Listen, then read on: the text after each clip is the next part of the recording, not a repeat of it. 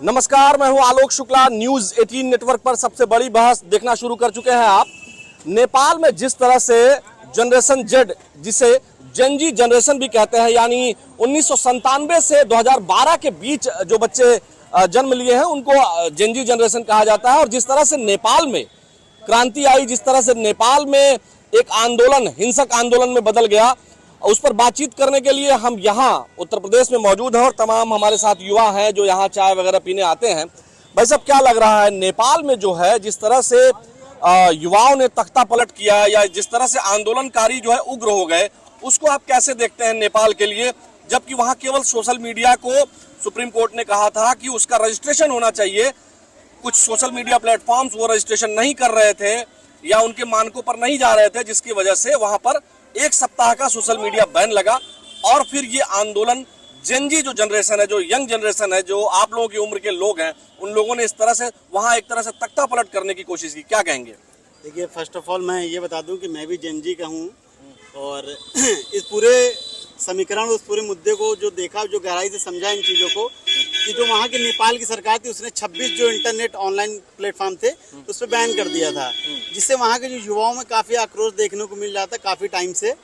और उसी को लेकर सरकार जो थी वो पीछे हटने को तैयार नहीं थी और आज के समय में एक दमनकारी नीति अपना के जो सरकार ने युवाओं को और देश को दबाने की कोशिश करी, जिसका परिणाम आज देख रहा है पूरा देश, नेपाल के साथ साथ पूरा विश्व देख रहा है कि आप उससे नेपाल में क्या हुआ उसको जाने दीजिए, लेकिन उससे सीख लेते हुए ये भारत सहित तमाम देशों को ये सोचना चाहिए कि हम भारत को क्यों सोचना चाहिए? नहीं, भारत को इसलिए सोचना चाहिए क्योंकि नेपाल हमारा बहुत ही पड़ोसी के साथ साथ बहुत अच्छा छोटे भाई की भूमिका में रहा है। और भारत के आसपास की जितने भी राज्य यानी कि देश रहे हैं, सभी में ये तख्ता पलट हुआ है युवाओं के द्वारा। चाहे आप बांग्लादेश में हो, चाहे आपका श्रीलंका में हो, चाहे नेपाल में हो, और इसी तरह सब जगह हुआ है। तो हमको इन सब चीज़ों से देखते हुए अपने देश को सुरक्षित रखने के लिए सरकार को इस पर सोचना चाहिए कि आज के समय में युवाओं को हमें इतना प्रताड़ित या परेशान नहीं करना चाहिए कि युवा इस मुद्दे पे आपको लग रहा है कि सरकार युवाओं को प्रताड़ित कर रही है? बिल्कुल कर रही है। प्रताड़ित केवल किसी को मारना पीटना ही प्रताड़ित नहीं है, किसी को मेंटली टॉर्चर करना भी प्रताड़ित होता है। किसी की जॉब नहीं लग रही, वो परेशान है, वो भी प्रताड़ित होता है। किसी के पास नौकरी नहीं है, किसी के पास रहने को घर नहीं है। तो ये लेकिन नेपाल में जो सोशल मीडिया बैन किया गया उसका एक जेन्युइन कारण था, जैसा कि वहाँ के तमाम जो एक्सपर्ट्स हैं नेपाल के, वो बताते हैं कि एक जेन्युइन कारण था कि भाई हम कह रहे हैं कि रजिस्ट्रेशन करवा लो, आप सोशल मीडिया रजिस्ट्रेशन नहीं करवा रहे हो। ये कहीं की बात, कहीं का फ्रस्ट्रेशन किसी और बात पे निकला क्या? और आप जिस तरह से भारत को वाकई में सुरक्षित अपने आप को करना चाहिए, क्योंकि पड़ोसी राज्य हैं, चाहे श्रीलंका हो, चाहे वो बांग्लादेश हो, चाहे उसके बाद जो है अब नेपाल हो, 3 राज्य जो है तीनों अलग अलग दिशाओं में भारत के हैं। एक दक्षिण में है, एक पूरब में है और एक जो है उत्तर में है। निश्चित तौर पर अपने आप को भारत को सुरक्षित करना चाहिए, लेकिन उसका कंपेयर यहाँ से करना क्या ठीक है? नहीं, मैं किसी को कंपेयर नहीं कर रहा हूँ। देखिए, समझदार कौन होता है? जो दूसरों की गलतियों से खुद सीख जाए वो समझदार है। जब जरूरी नहीं कि हमारे साथ भी वो चीजें हों तब हम सीखें। आप दूसरे आपको क्या लगता है? आप तो उस जनरेशन के बाहर हैं जो 1997 से 2012 के बीच जो जेनजी जनरेशन है, जिनको जेनजी कहा जाता है, आप तो उनसे बाहर हैं। देखिए, हमारे परिवार में भी वो उस उम्र के काफी बच्चे हैं और मुझे लगता है पूरे हिंदुस्तान में हमारे परिवार के साथ जो कनेक्टेड उनके लड़के हैं, उनके अंदर भी वो भावनात्मक रूप से लगाव अपने देश के लिए भी है, समाज के लिए भी है, परिवार के लिए भी है। और समाज में जब इर्द गिर्द कुछ चीजें घटती हैं तो उसका सीधा असर उनके ऊपर पड़ता है। तो निश्चित तौर पे हमारी जो जनरेशन थी वो उसने भी देखा, हमारे पहले की जनरेशन है उसने भी देखी है, और आज जो हमारे साथ जो यूथ की जनरेशन है वो भी देख रही है कि आज क्या कंपेयर करना। जैसे इस लड़के ने बहुत साफ साफ शब्दों में बात कहा कि इसका परिणाम, जैसे हमारे अगल बगल कुछ घटता है ना, तो उसका सीधा प्रभाव हमारे ऊपर पड़ता है। तो भारत की तमाम राजनेताओं को इस बात से गंभीरता से सीखना होगा, क्योंकि वही पूरा देश संचालित कर रहे हैं। क्योंकि आज कोई विपक्ष की भूमिका अदा कर रहा है, कोई पक्ष की भूमिका अदा कर रहा है, कोई सरकारें चला रहा है, लेकिन कोई जातिवाद, कोई मजहबवाद, कोई राष्ट्रवाद, कोई बेरोजगार, कोई भ्रष्टाचार, तमाम मुद्दे ऐसे देश में है जिसपे बातें करता है, लेकिन वो युवाओं का मन नहीं पड़ पा रहा है, जिसके कारण आज वर्तमान स्थिति में तमाम लोग ना चाहते हुए भी, हम लोग कतई नहीं चाहते कि हिंदुस्तान में श्रीलंका जैसी हालात हो, हम लोग कतई नहीं चाहते कि हमारे हालात नेपाल की तरह हो, हमारे हालात बांग्लादेश की तरह हो, क्योंकि मेरा देश जो है भारत एक ऐसा खूबसूरत देश है जिसमें सभी धर्मों के लोग, आप सुनिएगा, सभी जातियों के लोग, एक मिनट रुक जाइए, क्या नाम है आपका? शशांक। शशांक बताएं, आप जा रहे थे, आपकी उम्र कितनी होगी? 19+ 19+ है, यानी जो बात चर्चा हो रही थी अभी हम लोग जो कर रहे थे भाई साहब, जेनजी जनरेशन मतलब जो 1997 से 2012 के बीच की जो जनरेशन है, उसी ने एक तरह से नेपाल में क्रांति मतलब या कहिए आंदोलन जो करने की कोशिश की सोशल मीडिया बैन होकर। सोशल मीडिया आपके लिए कितना जरूरी है? मैं इसमें इंटरेस्ट नहीं लेता हूँ, सच बताऊँ तो। सोशल मीडिया में क्या पढ़ाई करते हैं आप? बीटेक चल रहा है मेरा। बीटेक चल रहा है, वाह बहुत बढ़िया। तो आप सोशल मीडिया से आपको बहुत लेना देना नहीं है? नहीं, मेरा उससे कुछ भी लेना देना नहीं। तो जो नेपाल में कर रहे हैं लोग, जो जिस तरह से नेपाल को अशांत करना पड़ा, जबकि वहां का एक जो सुप्रीम कोर्ट ने कहा कि भाई जो भी सोशल मीडिया प्लेटफॉर्म्स है वहां पर करना ये चाहिए कि जरा सा रजिस्ट्रेशन वगैरह करा लें। तो आपको क्या लगता है, रजिस्ट्रेशन वगैरह कराना जरूरी है? हाँ, कहीं भी अगर जा सकते हैं तो उसके लिए रजिस्ट्रेशन या पासवर्ड कहीं जाने के लिए तो होना ही चाहिए, और ये जरूरी भी होता है बहुत। तो मतलब नेपाल में जो तमाम सोशल मीडिया साइट्स हैं उनको जिम्मेदारी दिखानी चाहिए थी, आपको ये लगता है? इसमें आई थिंक मुझे ऐसा नहीं लगता कि उनको जिम्मेदारी निभानी चाहिए।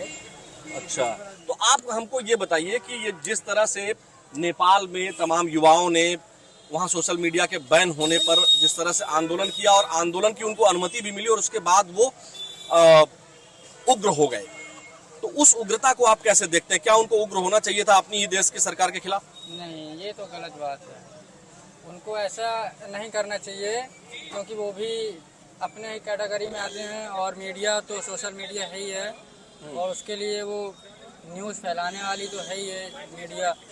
उसमें इन लोगों को अभी एक भाई साहब थे, वो कह रहे थे कि भारत के लोगों को सीख लेना चाहिए, नेताओं को सीख लेना चाहिए। भारत की जो जेनजी जनरेशन है, यानी आप लोगों की उम्र के लोग हैं, वो क्या सोचते हैं? इसमें आप लोग क्या इस तरह के उग्र आंदोलन में अगर किसी के बहकावे में आके करने के लिए तैयार हो सकते हैं क्या? नहीं, ऐसा नहीं, ऐसा कभी नहीं कर सकते हम लोग। मतलब भारत के युवा काफी समझदार हैं। देखिए सबसे बड़ी बात रुकिए, 2 मिनट रुकिएगा। कि अभी वर्तमान परिस्थितियों में जिस बच्चे से आप बात कर रहे थे वो बहुत सारी चीजों का जवाब नहीं दे पा रहे थे। ऐसे ही कच्ची उम्र के लोगों को बहला फुसला करके तमाम राजनीतिक दलों के लोग, चाहे देश के विभिन्न हिस्सों में हो या देश के बाहर के लोगों में, वो जो दंगा आपने देखा, जो तमाम त्रासदी आपने वहाँ पे देखी, एक तरह से त्रासदी है वो, और कहीं ना कहीं ऐसी घटनाएं देश के अगल बगल के राज्यों को और देशों को प्रभावित करती है। तो मैं तो यही कहूंगा, हमारे देश भर के तमाम साथी जो है, खासतौर पर प्रबुद्ध वर्ग के लोग जो हैं, यूथ की जनरेशन से थोड़ा उठ करके जो लोग हैं, वो बेहद शालीनता और गंभीरता के साथ सामाजिक मुद्दों को उठाएं और सामाजिकता को परोसे, ना कि देश में वैमनस्यता। तमाम टीवी चैनल हैं और तमाम लोग हैं, तमाम चर्चाएं हो रही हैं, आज इस पे दिखाई जा रही हैं। कोई सोशल मीडिया नहीं देख पा रहा है, जैसे इनके जैसे लोग सोशल मीडिया नहीं देख पा रहे, तो लेकिन क्योंकि इनके पास कोई जगह नहीं है। लेकिन जो लोग आज सोशल मीडिया से लेकर राष्ट्रीय टीवी चैनलों को देख रहे हैं, तो मेरा उनसे भी निवेदन और आग्रह है कि आज भारत अगल बगल देशों में तमाम हालात जो दिख रहे हैं उसका सीधा प्रभाव पड़ता ही पड़ता है। तो मेरा निवेदन यह है कि उन सभी चैनलों से भी कि आज हम लोगों को अपने देश में के युवाओं को सही रास्ता दिखाने की जरूरत है। युवाओं को सही रास्ता दिखाने की जरूरत है। आप भी जो है जेनजी जनरेशन के हैं, यानी 1997 से लेकर 2012 के बीच जो बच्चे हैं उनको जेनजी जनरेशन या जनरेशन जेड कहा जाता है। क्या कहेंगे जो नेपाल में जिस तरह से आंदोलन शुरू हुआ और आंदोलन उग्र हुआ और अब वहां के प्रधानमंत्री और तमाम मंत्रियों के साथ जो हो रहा है, उसको आप भारत में रहते हुए भारत का, लखनऊ का युवा कैसे देखता है उसको? वो नेपाल में जो हुआ है वो अच्छा नहीं हुआ है। जो वहाँ के जेनजी जनरेशन वाले जो भी किए हैं वो अच्छा नहीं है वहाँ के लिए। इंडिया के लोग अच्छे हैं, हाँ, तो यहाँ पे नहीं हो सकता है। मतलब आप भी युवा हैं, आप भी उसी जनरेशन में आते हैं, आपको क्या लगता है कि जो तमाम नेता अभी चर्चा करने लगे हैं टेलीविजन डिबेट्स में और तमाम और डिबेट्स में, खुलेआम लोग कहने लगे हैं, जैसा श्रीलंका में, जब श्रीलंका में हुआ था तब भी एक तरह से तमाम अलग अलग पार्टियों के लोगों ने धमकी भरी भाषा का प्रयोग किया कि एक सरकार का नाम, वर्तमान सरकार का नाम लेकर के कहा कि जैसे श्रीलंका में हुआ यहाँ भी हो सकता है। फिर जब बांग्लादेश में हुआ तो फिर कहा जैसे बांग्लादेश में हो सकता है यहाँ भी हो सकता है। अब नेपाल को उदाहरण देकर के कह रहे हैं कि जैसा नेपाल में हो रहा है वैसा यहाँ भी हो सकता है। यहाँ का युवा क्या सोचता है, क्या ऐसा कर सकता है? हो सकता है, जैसे अनएम्प्लॉयमेंट जैसे चल रहा है और ऐसा हमेशा रहा तो हो सकता है, लेकिन ऐसा इंडिया वाले लोग नहीं करते। भारत के आप जैसे युवा क्या इस तरह का काम करेंगे? जो तमाम युवा हैं, आपकी सोच क्या है? भारत के युवा तो देशभक्त हैं। हाँ। नहीं, ऐसा नहीं होता। देशभक्त तो हर राष्ट्र के लोग होते हैं, लेकिन एक समस्या मिनट रुक जाइए, हाँ। इस पर आप बोलिए, पहले इनको बोलने दीजिए जी। हो गया। आपको क्या लगता है कि मतलब आपके यहाँ हमारे देश में उसका कोई बहुत प्रभाव नहीं पड़ेगा नेपाल का? नहीं ऐसा नहीं होगा। हाँ? नहीं ऐसा नहीं होगा। आप क्या कहना चाह रहे थे? मैं ये कहना चाह रहा हूँ, बांग्लादेश हो, श्रीलंका हो, अच्छा नेपाल हो, उनसे हम बहुत आगे हैं। हिंदुस्तान बहुत आगे है, उनकी हम कॉपी नहीं कर सकते, वो हमारी कॉपी करते हैं। और हमारे देश में ऐसा संभव है कभी नहीं हो सकता है, क्योंकि हमारे देश में चाहे प्रधानमंत्री हो चाहे मुख्यमंत्री हो, चाहे कोई भी हो, हर सैनिक हमारे देश में ऐसा कभी नहीं हो सकता है। असंभव है ये चीज, क्योंकि हमारे देश के लोग पूरी दुनिया में नाम कमाए हैं, पूरी दुनिया में लोग रहते हैं, और हमारे देश के लोग ऐसा नहीं कर पाएंगे, नहीं हो पाएगा। अच्छा भैया, नेपाल में जिस तरह का हो गया, जिस तरह चल रहा है, आप भी इस देश के युवा हैं, आप क्या कहेंगे? वहाँ की जो स्थिति है उसको आप कैसे देखते हैं? स्थिति जो भी है भाई, गलत तो स्थिति तो गड़बड़ है। स्थिति तो गड़बड़ है, मान लो उसमें लोग मारे भी जा रहे हैं, बेगुनाह लोग भी मारे जा रहे हैं। गड़बड़ स्थिति है। लेकिन एक बात समझ में नहीं आई, मैं मोबाइल चला रहा था, तख्ता पलट वहाँ हुआ, पर हिंदुस्तान के प्रधानमंत्री को उल्टा सीधा क्यों बोल रहे हैं वहाँ के लोग? ये बात हमको समझ में नहीं आ रही। कहाँ के लोग? और नेपाल के लोग, हमने खुद सुना है। हम मोबाइल चला रहे तो उसमें दिखा रहे हैं। आपको क्या लगता है क्यों बोल रहे होंगे? अब पता नहीं भैया, वो तो मोदी जी से तुलना उनका कर रहे हैं, कह रहे हैं कि वो भी कुंवारा वो भी कुंवारा, जो ऐसा कुछ पकड़ रहे हैं। भाई हम तो अब सहन नहीं है, आम जनता। हम आपको बुरा लग रहा है? बुरा तो लग रहा है कि वहाँ के लोग हमारे प्रधानमंत्री को ऐसा बोल रहे हैं, मगर हमारे प्रधानमंत्री में ऐसी क्या कमी है कि जो वो लोग गाली बक रहे हैं? ये समझ में नहीं आ रहा। अब हो सकता है कि उनको कोई दिक्कत महसूस हो रही हो। यही तो मैं पूछना चाह रहा हूँ भाई। आप बताएं, आप अपने देश में युवाओं के, चूंकि आप लोग उसी जनरेशन के हैं, है ना? एक बात बताएं, दिल की युवा हैं आप। यहाँ हमारे देश में जो स्थिति है, जो आस पड़ोस में स्थिति हो रही है, हम लोग जो हमारे देश के युवा हैं वो अपने आप को कितना सशक्त और कितने देश प्रेम से ओतप्रोत हैं कि वो इस तरह की चीजों को इग्नोर करते हैं। भाई साहब, अगर हमारी दिल की बात पूछो तो जैसा वहाँ लग रहा है ऐसी हमें हालात यहाँ के भी दिख रहे हैं। अगर हमारी दिल की बात पूछो तो क्यों, ऐसा क्यों लग रहा है? लग रहा है क्या कर रहा है आदमी, बेरोजगार घूम रहा है। जैसे हालात अगर हमारी दिल की पूछो, आज तक हम कभी मीडिया में बोले नहीं, अगर आप पूछ रहे हो हमारी तो जैसे हालात वहाँ के दिख रहे हैं। क्या नाम है सर आपका? हालात यहाँ के दिख रहे हैं। नाम क्या है? नाम से क्या मतलब, हिंदुस्तानी है।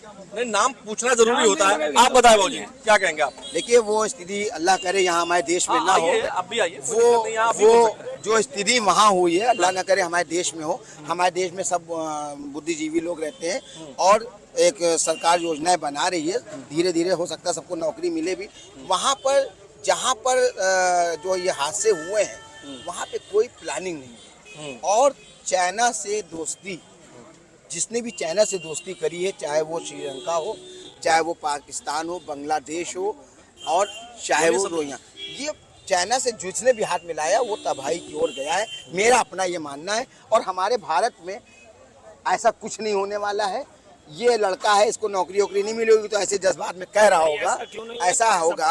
मगर मेरा ये मानना है कि हमारे भारत में ऐसा नहीं होगा। हमारे भारत में हिंदू, मुसलमान, सिख, ईसाई सब मिल के इस चीज को रोकने की कोशिश करेंगे।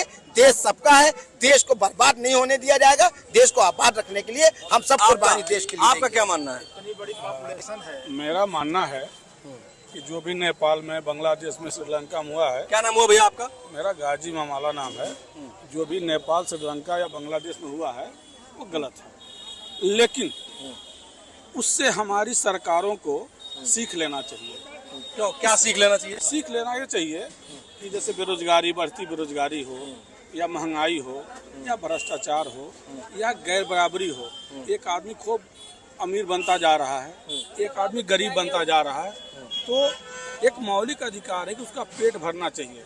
पेट भरना चाहिए, दाल रोटी और ये सब गैस और ये सब मिलना चाहिए।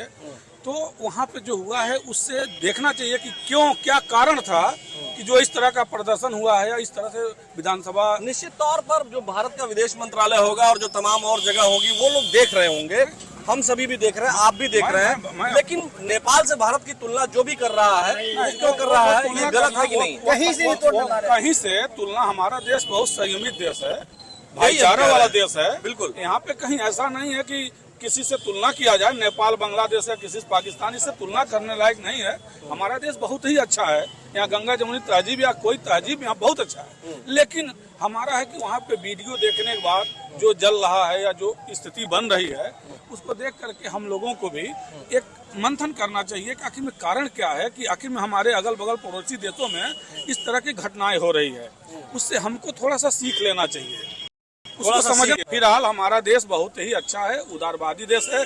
यहाँ पे भूखे रह करके भी भजन करते हैं, इसलिए हमारे देश में इस तरह का कोई मामला नहीं है। अच्छा, युवाओं की बात जो तमाम लोग कर रहे हैं, जो जेनजी जनरेशन है, थोड़ी सी एक प्रश्न आप ले लीजिए।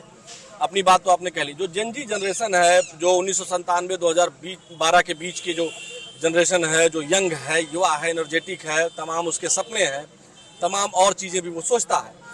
अगर वो जनरेशन की बात यहाँ हो रही है, तो हमारे यहाँ की जो वो जनरेशन है जो लगभग 27 वर्ष की आयु तक है, और श्रीलंका या बांग्लादेश या जो नेपाल की ये जो जनरेशन है, उससे अंतर क्या देखते हैं? क्योंकि आपके परिवारों में भी तो बच्चे हैं। अंतर कुछ नहीं है। यहाँ का जो भी स्थिति वही स्थिति वहाँ भी, उनको भी रोटी कपड़ा मकान चाहिए, हमको भी चाहिए, यहाँ भी चाहिए, यहाँ भी एम्प्लॉयमेंट चाहिए, वहाँ भी चाहिए। लेकिन अपेक्षाकृत हमारे यहाँ की जो यंग जनरेशन है वो सेंसिटिव है, देश को लेकर के संयमित है। और हमारे वहाँ कारण है, हमारे वहाँ सरकारी नौकरियां या सरकारी संस्थाओं के बाद तमाम प्राइवेट जॉब हमारे देश में है, जिसको किया जा सकता है और कर भी रहे हैं लोग। यहाँ पे भारत का हम जो स्थिति मैं बता रहा हूँ कि एक अच्छा मजदूर, स्किल्ड मजदूर जो है, अच्छा जो अगर चुनाई उनाई करता हो, स्किल्ड मजदूर, रंगाई पुताई, हाँ स्किल्ड मजदूर, उसका 1000 रुपया डेली का पर डे का है। इसलिए हमारे वहाँ से नेपाल, पाकिस्तान, बांग्लादेश या चाइना या श्रीलंका कोई तुलना नहीं हो सकता। हमारे देश का इंफ्रास्ट्रक्चर सिस्टम भी काफी अच्छा है, बहुत मजबूत है। अच्छा नहीं है, बहुत मजबूत है। केवल इसको जो बेरोजगार हैं, जो अनएम्प्लॉयमेंट लोग हैं, उनको थोड़ा सा संयमित करने की जरूरत है, उसको मुख्य धारा में जोड़ करके। एक बात आपने बड़ी इंपॉर्टेंट कही कि हमारे यहाँ जो स्किल्ड वर्कर है, चाहे वो मोबाइल की दुकान भी खोला है, अगर रिपेयरिंग की भी दुकान खोला है, तो अच्छा इनकम है उसका। इनकम बिल्कुल है।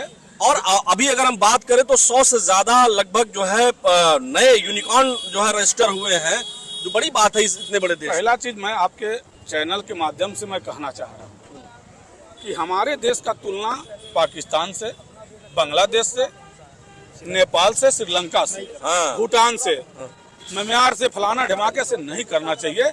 हमारा देश का तुलना अमेरिका से हो सकता है, रूस से हो सकता है, चीन से हो सकता है, जापान से हो सकता है। इसका तुलना छोटे छोटे जो राज्यों की तरह से देश है, उसका तुलना नहीं हो सकता। हमारे वहाँ इंफ्रास्ट्रक्चर बहुत ही अच्छा है। हमारे अगर उत्तर प्रदेश की अकेले इकोनॉमी की बात कर ले तो जो है 1 ट्रिलियन की तरफ बढ़ रही है। हमारा उत्तर प्रदेश देश है, ये देश के बराबर है।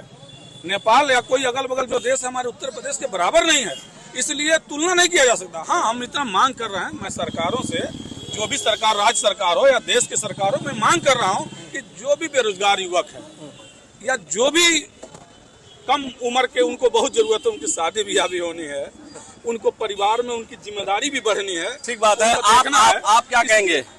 मैं ये कहना चाहूँगा कि नेपाल और यहाँ में जो भाई साहब कह रहे बिल्कुल सही कह रहे हैं। नेपाल यहाँ में कोई भी अंतर आतना भी ठीक नहीं है, लेकिन वहाँ की स्थिति खराब लग रही है। वहाँ इसलिए खराब लग रही है कि वहाँ पे भ्रष्टाचार, जिसकी बात यहाँ भी होती है, भ्रष्टाचार चरम सीमा पे था वहाँ पे और है वहाँ पे। वहाँ के युवाओं को ये समझ में आ गया और लगातार जो वो लोग ब्लेम कर रहे हैं, लेकिन कोई सुनने वाला नहीं है। अब गवर्नमेंट घूम फिर करके वही आ रही है। तो जब एक आशा थी कि भाई राजतंत्र हटेगा, राजतंत्र के भ्रष्टाचार से वो लोग उबे थे, लेकिन जो वहाँ लोकतंत्र आया वो सत्ता की दौड़ में लग गए। जैसे प्रचंड आए तो लगा कि शायद तो अब जो चेंज हो जाएगा, लेकिन फिर स्थिति वही हो गई। ओली आ गए तो कोली आ, यही हो रहा है वहाँ पे। तो युवा आखिर आक्रोश में क्यों नहीं आएगी, जब वो उनको लग रहा हमको कुछ नहीं मिल रहा है और हमको तवान के हमको विदेश जाना पड़ रहा है। अभी आप बता दें, नेपाल में बहुत से ऐसे युवा हैं जिनको नौकरी के लिए वो रसिया गए और यहाँ से एजेंट्स वो ले गए और वहाँ पे उनको सेरम लगा दिए। बहुत सारे हम लोग मारे जा रहे हैं और मरे वहाँ पे, उनको नहीं पता हम कहाँ जा रहे हैं, क्यों, उनका वहाँ भूखमरी पड़ी है, पैसा है ही नहीं। तो भारत से कंपेयर करना उचित। आप क्या कहेंगे नेताजी? देखिए, परिस्थितियाँ हैं, परिस्थितियों को भारत के नेताओं को देखना चाहिए। अभी भाई साहब कह रहे हैं कि रूस गए और कहाँ गए, इजराइल भी भारत के लोग गए हैं। नहीं, भारत के, इन्होंने नेपाल के लोगों की बात कही। नेपाल के लोग गए ना, तो भारत के लोग भी इजराइल गए। बेरोजगारी की समस्या है जिस देश में, भारत के लोग इजराइल किस लिए गए? इजराइल कमाने के लिए गए, ईटा गारा जो है मकान बनाने के लिए, जो भाई स्किल्ड वर्कर बता रहे हैं। स्किल्ड वर्कर गए, वो तो एक्सचेंज हर देश अपना, वहां से टेक्नोलॉजी हमारे यहाँ आती है इजराइल से, जो टेक्नोलॉजी सिखाने के लिए आते हैं। हमारे यहाँ से भी टेक्नोलॉजी सिखाने के लिए जाते हैं। United nation peace keeping forces में हमारे यहाँ लोग जाते हैं। पत्रकार महोदय, वो लोग कमाने खाने गए हैं और ITI अलीगंज के द्वारा भेजे गए इंटरव्यू के द्वारा, और उसके बाद रो रहे थे, अखबारों में छपा था, अमर उजाला में छपा था कि बमबारी हो रही, हम लोग बंकर के अंदर घुसे हुए अपने माँ बाप। भाई तो जब इजराइल जो है, एक मिनट रुक जाइए, जब वहाँ इजराइल ऐसा देश है कि जहां आस पड़ोस से वो घिरा हुआ है, गाजा की घटना हुई, उसके बाद तो बमबारी हुई, तो उसमें हमारे देश के जो स्किल्ड वर्कर यहाँ से गए, ITI करके गए ना, स्किल्ड है ना, वो उसका पैसा मिल रहा होगा ना, तो वो कमाने गए हैं ना, तो उनको आप दूसरे वे में क्यों ले रहे हैं? हम दूसरे वे में नहीं, अगर अपने देश में बीटेक एमटेक IIT करने वालों को रोजगार मिलता और जो है, तब बाहर क्यों जाते? मजबूरी में जा रहे हैं लोग, ITI करके मजबूरी में जा रहे हैं। अगर इन मजबूरी में क्यों जा रहे हैं? वहाँ ज्यादा पैसा मिल रहा है, वहाँ से डॉलर कमा के देश की इकोनॉमी मजबूत कर रहे हैं। कोई जान गंवाने के लिए नहीं जाता, जिंदा रहने के लिए हम यहाँ हैं। आपको जानकारी हालात है। नहीं, एक चीज, एक मिनट भैया, एक मिनट आपको बता दें सर, आप भी मानेंगे या जो भी है, अटल बिहारी वाजपेयी जी ने जब गल्फ कंट्रीज में जाने का खोला, उसके बाद जो है, जब परमाणु परीक्षण भारत ने किया, तो वही जो बाहर से डॉलर कमा के लोग लाए थे, उसी ने हमारी अर्थव्यवस्था को मजबूत किया। तो बाहर जो कमाते हैं वो हमारे देश की रीढ़ हैं, उनको आप जो है गलत वे में मत लीजिए कि वो वे में नहीं, रो रहे थे, ये भी मैंने देखा, रो रहे थे। आपको क्या कहना है? सच्चाई ये है। आप बताइए, जो बाहर कमाने जाते हैं वो अच्छा है कि नहीं भारत से? एम्प्लॉयमेंट तो देश में और विदेश में हर जगह किया जा सकता है, बिल्कुल, वो तो एक अपनी जगह है, एम्प्लॉयमेंट होना भी चाहिए। यहाँ पे मुख्य चीज ये है कि जो बच्चे हैं, नेपाल का अगर उसको स्टडी करेंगे, भाई नेपाल से भारत की कोई तुलना ही नहीं है। कोई तुलना, मैं पहले भी बोल चुका हूँ, कोई उसका तुलना नहीं है। लेकिन अगर नेपाल का स्टडी करेंगे, वहाँ भी बच्चों का फीस चरम पे है। देखिए, बच्चों का फीस, और ये भी आप जान लीजिए नेताजी कि नेपाल में जो स्थिति है वो कहीं ना कहीं वहाँ खेती गृहस्थी भी ठीक से नहीं है। हमारे यहाँ हर चीज की सुविधा है, बहुत सुविधा है, लेकिन इस पे ध्यान देना चाहिए ना। बस यहाँ देखिए, यहाँ से केवल यहाँ की गवर्नमेंट को इस घटना से ये सबक लेना चाहिए, जितनी जल्दी हो यहाँ से भ्रष्टाचार खत्म करें, जितनी जल्दी हो। हर विभागों में भ्रष्टाचार फैला हुआ है, हर विभागों में। हम करें, आप शासन अच्छा चला लें, प्रशासन में गड़बड़ी, कहीं तो प्रॉब्लम है। भ्रष्टाचार नहीं हटेगा तो समस्या बढ़ती जाएगी। नेपाल की समस्या से हमको सीख लेने की जरूरत है, सीखना चाहिए। आपका भी यही मानना है? भ्रष्टाचार ही प्रदेश और देश के लिए अभिशाप बना हुआ है। भ्रष्टाचार के नाते ही वहाँ हुआ है, नेपाल हो और चाहे श्रीलंका हो, चाहे बांग्लादेश हो, कहीं भी जो हुआ भ्रष्टाचार चरम पे। वहाँ के नेताओं को लोग देखे, बच्चे जो बेरोजगार थे, कि ये लोग तो बहुत मालामाल है, पैसा भी दिखाई दे रहा है उनके घरों पे। जब छापा बोले हैं, जब उस घरों में घुसे हैं तो तमाम पैसा देख रहे हैं। तो हमारे यहाँ तो भ्रष्टाचार निवारण के लिए तमाम व्यवस्थाएं हैं, समय समय पे करती भी रहती हैं। वो जो है तमाम लोग पकड़े जाते हैं और उनको दंड भी मिलता है। हमारे देश की तुलना में 1 2 लोग 4 लोग पकड़े जा रहे हैं। पत्रकार महोदय, इस पे आपकी भी जिम्मेदारी है, सरकार की, उससे ज्यादा हम लोगों की है कि हम लोग आवाज उठाते रहे कि भ्रष्टाचार को समाप्त करिए। बिल्कुल ठीक बात है। देखिए, जिस तरह से नेपाल में जो जेनजी जनरेशन है, उन्होंने जिस तरह से आंदोलन किया और आंदोलन के बाद वो उग्र हो गए, उससे भारत को सीख लेने की जरूरत है। वो जेनजी जो जनरेशन है हमारे यहाँ की, वो भी यही कहते हैं। हालांकि हमारे यहाँ के जो युवा हैं वो बहुत ही सशक्त, मजबूत और मानसिक रूप से देश के लिए देश प्रेम रखने वाले लोग हैं, तो यहाँ सब कुछ ठीक है। लेकिन नेपाल जो एक छोटा सा देश है, वहाँ स्थितियां खराब हुई हैं और उन स्थितियों को धीरे धीरे सेना ने अपने कंट्रोल में रखा हुआ है। लेकिन भारत में इसकी चर्चा, लखनऊ में इसकी चर्चा जोरों पर है। आज के लिए फिलहाल इतना ही, कल फिर मिलेंगे। नमस्कार।